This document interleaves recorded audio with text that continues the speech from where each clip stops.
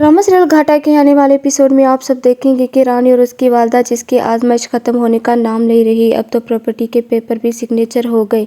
लेकिन ये दानिश रानी और उसकी वालदा को आज़ाद नहीं कर रहा। लेकिन रानी की उम्मीद नहीं टूटती। उसके हाथ पेन लगा तो वो ताया जान के लिए ख़त लिखती है, उन्हें सारी हकीकत लिखती है और खिड़की से वो लेटर फेंक देती है।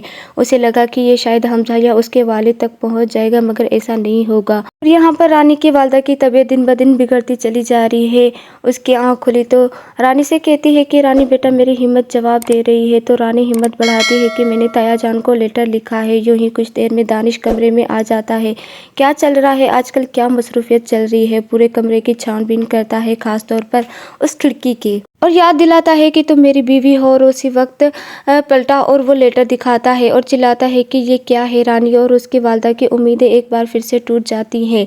उस सब की वजह से दानिश बहुत जुल्म करता है। तो रानी उसे कहती है कि कब तक जुल्म करोगे, कब तक धमकियाँ दोगे, कब तक कैद करके रखोगे, एक दिन तो रिहाई मिलेगी ना।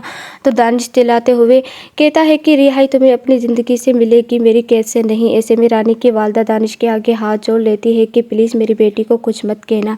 जबकि दूसरी जानिब सना उम्मीद लगा के बैठी है कि हमजा उसका हो जाएगा। इस नानी ने उम्मीद दिलाई कि सब कुछ ठीक हो जाएगा।